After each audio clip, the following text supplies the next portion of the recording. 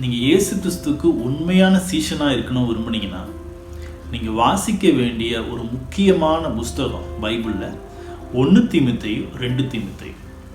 பவுல் இயேசு கிறிஸ்துவை 100% உண்மையாக ஃபாலோ பண்ணி தன்னுடைய ஓட்டம் முடியும் போது நல்ல போராட்டத்தை போராடினேன், ஓட்டத்தை முடித்தேன், எனக்காக ஜீவகிரீடம் வைக்கப்பட்டிருக்கிறது அப்படின்னு கான்ஃபிடென்ட்டாக பேசின நபர்.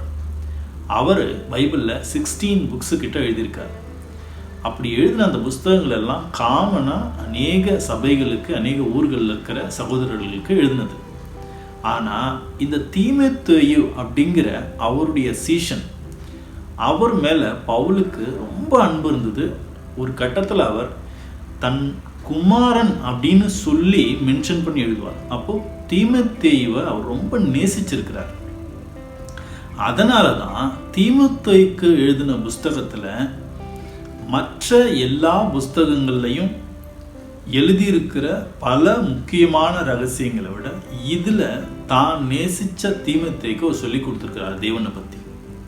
இந்த புஸ்தகத்தில் தான் தேவனுடைய தற்சுரூபத்தை பற்றியும் இயேசு கிறிஸ்துவுக்கும் தேவனுக்கும் இருக்கக்கூடிய அந்த மேன்மையான ரிலேஷன்ஷிப் பற்றியும், நீ தேவனுடைய பிள்ளையாக மாறணும்னா எதை விட்டு விலகணும், எப்படிப்பட்ட உபதேசத்தில் நீ நிலச்சி இருக்கணும், யார் கூட பழகணும், நீ இருக்கிற சபை எப்படிப்பட்டதாக இருக்கணும், அங்கே இருக்கிறவங்கள நீ எப்படி வழி நடத்தணும், இப்படி எல்லாத்தையும் டீட்டெயிலாக எழுதி சொல்லி கொடுத்துருக்கிற புஸ்தகம் தான் 1 தீமோத்தேயு 2 தீமோத்தேயு.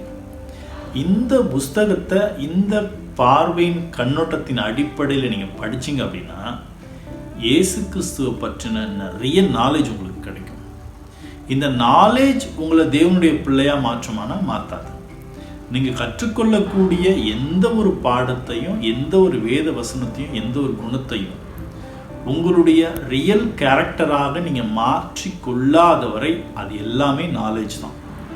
நாலேஜ் புக்கில் இருக்கும், மைண்டில் இருக்கும். எடுத்து செயல்படுத்தும் போது கஷ்டங்களோ பிரச்சனைகளோ வந்து அதை ஃபேஸ் பண்ணி ஓகே நான் இன்னும் இதை ட்ரை பண்ணுறேன்னு சொல்லும்போது தான் அது உங்களுக்கான குணமாக மாறும்.